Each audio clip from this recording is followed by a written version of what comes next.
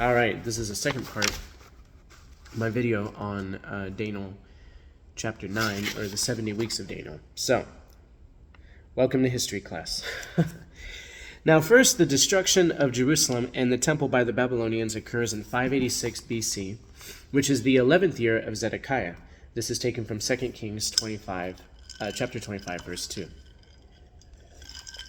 In the year that the third exile was initiated by Nebuchadnezzar II. So from the destruction in 586 BC to the beginning of Zedekiah's reign is 11 years. Another 11 years prior is Jehoiakim's first year as king. Now by subtracting another 3 years, arriving at 605 BC, this is the first year of Nebuchadnezzar II as king. More than likely, he would have been crowned at the age of 23 or 24, making it likely this is the same year the destruction took place. Now, given that Nebuchadnezzar II died in the year 490 BC at the age of 72, there is a 50-year difference between the time of Nebuchadnezzar's birth in 562 BC and Nineveh's previous fall in 612 BC. Now, the fall of Nineveh is also prophesied in the Bible. By this, history is then proven correct because of Daniel chapter 1, verse 2. We may draw a conclusion with this as the date of the destruction of Nineveh in 612 BC by kings Nabopolassar and Necho, the pharaoh of Egypt, which would have been 26 years before the destruction of Jerusalem and the temple, 26 years before 586 BC. The destruction of both the city and the temple are important within the timeline as separate yet simultaneous events within the period of 70 weeks. The 70 weeks of Daniel. Now, according to the terracotta cylinder of Nebuchadnezzar II, Nebuchadnezzar II lived until he was 72 years old.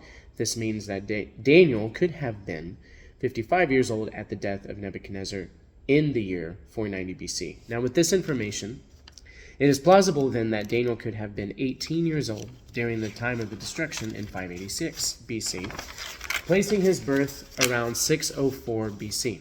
Some commentators say that Daniel was taken captive around 606 BC, but this seems too early of a date, because as a side note, it would be interesting to imagine Daniel being 8 years old during the fall of Babylon. Such a catastrophic event would shape an impressionable youth for the rest of his life.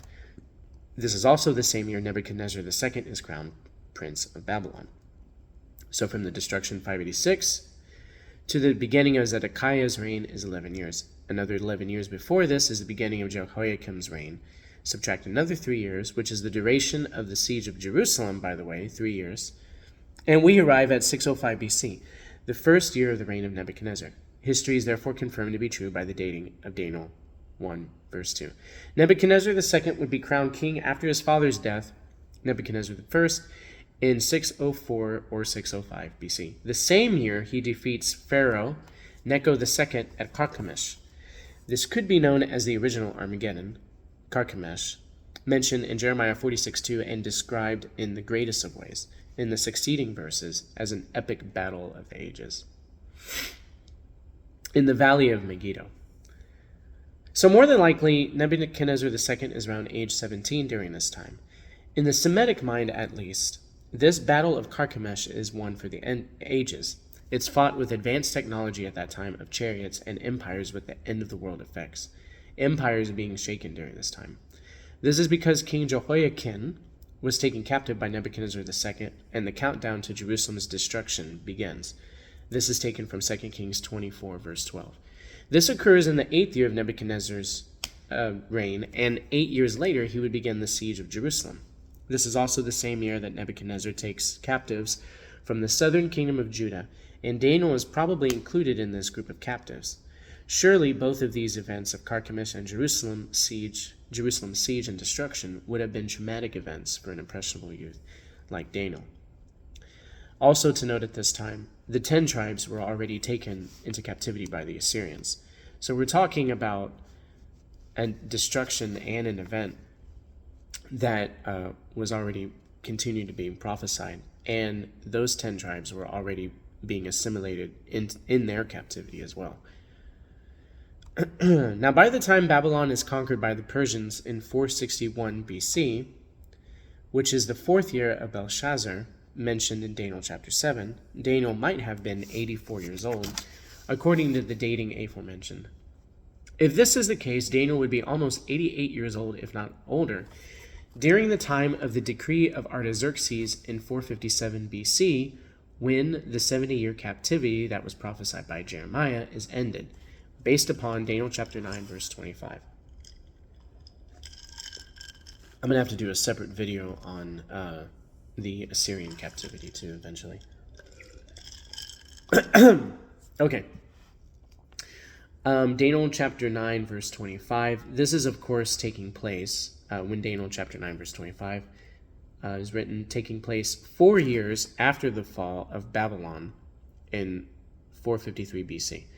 It is very plausible then that Daniel might never have seen the second temple dedicated by Ezra, because the temple restoration in Ezra's day took place in 516 BC, and the city walls of Jerusalem by Nehemiah in just a few 12 years or so prior. Daniel would have been up to like 100 years old by 445 BC, according to the dating mentioned. So a lot of this dating is being taken from Josephus and the Bible, and people didn't live till 100. That also makes me wonder if the Apostle John even lived to 100.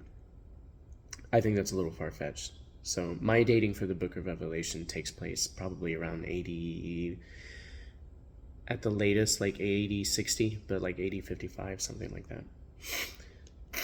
Now, Daniel tells us that the captivity of Israel was coming to an end as prophesied by Jeremiah, lasting a full 70 years, Jeremiah 29:10. Ezra then receives the order from Artaxerxes in 457 BC. That's an important year. So 586 BC is an important year for the destruction. 457 BC is a very important year because it starts the rebuilding of the city walls, not the rebuilding of the temple yet. It's not until 12 years later, in 445 BC, which is also a very important year, that the temple is now less glorious than before, taken from Haggai 2, verse 1, and Ezra chapter 3, verses 12 through 14, that's completed and dedicated. The book of Daniel must therefore have been written sometime before his death and the beginning of the rebuilding of the city walls, and of course the reconstruction of the temple between 457 BC, and it could be 3 years prior, but anywhere between 457 BC or 445 BC. This is the 12-year period of Nehemiah, Ezra, Zerubbabel, and Joshua the high priest. The reason the date for Daniel is taken from Daniel chapter 9, verse 1, in the first year of Darius, being 537 BC, which would be 80 years before the decree takes place. All this leads us to the context of Daniel chapter 9, verse 1, where, also in verse 24, the prophecy of the 70 weeks or years, Daniel chapter 9, verse 25, begins with this context and from the issuing of the decree, which is in 457 BC. So the whole matter begins with a heartfelt prayer of repentance from Daniel, and verse 24 begins with an admonishment, as all epic prophecy should. Know therefore and understand. Daniel chapter 9, verse 25a. Now, the 77s and the importance of history must be addressed. The 77s, or the 70 weeks, in Daniel chapter 9 prove history and bear witness to historical fact. Therefore, historical study in biblical studies is necessary. To prove this, we can take an in-depth look into the time frame. Now, from the first, the time duration is at its core a total of 490 years. 70 multiplied by 7, 490. 490 years. Then it is allocated in several times or time frames after this, being 62 weeks. So 62 times 7 equals 434. And 69 weeks. 69 times 7, 483. And then finally, the original 70 weeks, 70 times 7, which is 490. So we have 3 totals here with 3 different weeks. 62 weeks, 62 sevens, 69 sevens, and 70 sevens. And then we have the dates of 434 years, 483 years, and finally 490 years. All these times have particular events associated with them. First, the 62 weeks at the time which Daniel was written, and taking the literal, grammatical, and exegetical hermeneutic straight from the text, it is seen that the time frame, or times as it is in Hebrew, Aramaic, begins with the issuing of the decree, 457 BC. Daniel chapter 9, verse 25. What is this decree? It is, of course, the decree which Artaxerxes issues to rebuild the city walls. First, from this we may see several key things to the understanding of the historical timeline. First, that there are, as we may have it, 2 desolations, as well as 2 restorations. So the first desolation is being that of the northern kingdom in Israel by Shalmaneser of Assyria, and the later being the city walls and the temple by Nebuchadnezzar. Because everything is holy. It's not just the holy temple, it's also the holy city. We must also ask, to whom does this prophecy regard? That's the big thing. The answer within the immediate historical context is that to your people and your city. Daniel chapter 9, verse 25. The desolations, plural, being 2, in Daniel chapter 9 must refer to one for the city walls and another for the city of peace. So from the destruction of Jerusalem to the decree was also 70 years prophesied by Jeremiah. But the exile began before this date for the northern kingdom. Those 10 tribes that included Ephraim, Naphtali, Gad, etc. in the northern kingdom, not the southern kingdom. We need to remember that the northern and the southern kingdoms were divided. So we should say that Israel's decay really did start since the days of Rehoboam. He was the one that said, "My father disciplined you with whips, I shall discipline you with the tails of scorpions." That's when every man said, every man to his tent. And there was a civil war, and it split the 2 kingdoms, and Israel was never the same since then. Solomon's son, Rehoboam, already spelled the weakening and the beginning of the decay and the beginning of the First Temple era. Now in Jeremiah 29:10, 70 years captivity is prescribed from 647 BC, the original exile date of the northern kingdoms, to 577 BC after the invasion of Galilee by Tiglath-Pileser of Assyria, mentioned in 2 Kings 15:29. This is why Galilee is referred to as Galilee of the Gentiles in Matthew 4:15 and originally in Isaiah 9, 1 through 2. The second exile begins in the southern kingdom in 595 BC by Shalmaneser of Assyria, the kingdom of Assyria. So we have in the timeline Assyria, Babylon, Persia, and the Medes, and then onward from there. The Greeks, and then the Romans, and onward from there. The second exile begins in the southern kingdom by Shalmaneser of Assyria. The final exile occurs in 586 BC. All these events take place in a matter of 60 years. So from 586 BC to 516 BC is the desolation for the temple. And 516 BC to 445 BC is the desolation for the city of peace. Both are mentioned in Daniel 9:25.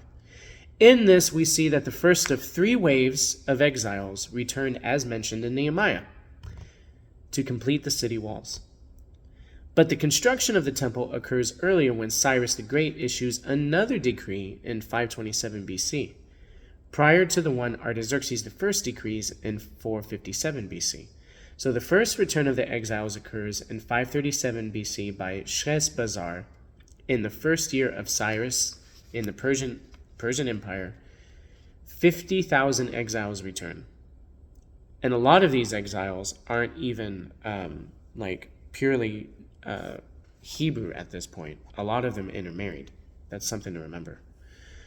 This is mentioned in Ezra 2:64 through 65. The second wave by Ezra in 516 BC, in the 7th year of Darius the Mede, 10,000 exiles return. So that's less than before. This is mentioned in Ezra chapter 7. The third wave finally begins and arrives with Nehemiah in the 20th year of Artaxerxes in 457 BC. There is a very important note, and this is the term "after these things." In Ezra 7, verse 1, It is a reference to a 59-year gap when the temple is rebuilt in 516 BC by Ezra to the decree of Artaxerxes I in 457 BC to rebuild the walls of Jerusalem. There is an apparent 16-year gap from the laying of the foundation by Zerubbabel until 516 BC, mentioned in Ezra chapter 4. This may be confusing at first, but another key term is mentioned previously in the contemporaneous prophet Daniel and Ezra, and they were contemporaries. In Daniel chapter 2, verse 34, in the days of these kings. So that sets the whole tone for the rest of the book, because that king in particular, in the immediate historical context, he's writing that in the days of these kings, Daniel chapter 2, verse 44, is Cyrus the First of Persia, and he reigned from 537 BC to 530 BC. Darius the Mede, 522 to 486 BC. And finally, Artaxerxes I, 465 to 424 BC. These are the days of these kings. So from the beginning year, 537 BC to 424 BC. That's the time frame we're working with. So the two desolations, we could say, remember, two desolations, two restorations. Two desolations, we could say, both occur in conjunction with one another. The return of the exiles from 497 BC return when the prophecy of Daniel chapter 9 is about to be fulfilled. Hence, Daniel's surprise when reading the prophecy of Jeremiah chapter 31. So he's surprised. And it's my personal speculation that Daniel prayed often in the manner of opening his window. Daniel 6, verse 10. I envision a similar scene here when the prophecy of the 70 weeks is given to him. So Daniel's facing the holy city, and he understands the prophecy as well as the whole book of Jeremiah in context of a covenant. And he understands that with restoration comes a promise of Messiah. So the 70 years prophecy has to be fulfilled. The desolations have to be completed. A restoration is promised, and then the Messiah comes. This is how what Daniel grew up with. Because Messiah ultimately brings in the new covenant written on the human heart. Jeremiah 31:33, and then that's affirmed in Hebrews 8:10 and Hebrews 10:16. So, since there are going back to two desolations, there must therefore be two restorations. The first for the temple, and then for the city and the city walls, all according to the amazing and quite honestly divine timeliness of Daniel's revealed prophecy of the 70 weeks. So, from the decree to the Messiah, 457 BC to 33 AD brings a total of 490 years. And from 516 BC to AD 33 is 483 years total. This affirms history according to the infallibility of God's word in Daniel 9:25, 69 weeks or 483 years. The purpose of all this is to point to the fact that there were also two destructions, two desolations, two destructions, two restorations. The first is by Nebuchadnezzar II, king of Babylon. The second by Titus, emperor of Rome. This is where it gets really interesting. The first occurring in 586 BC, and the second occurring in 70 AD, both according to the account of Josephus in the exact time frame to the date and the duration of 656 years. This is taken from Josephus, Bella Judaicum, book 6, 250.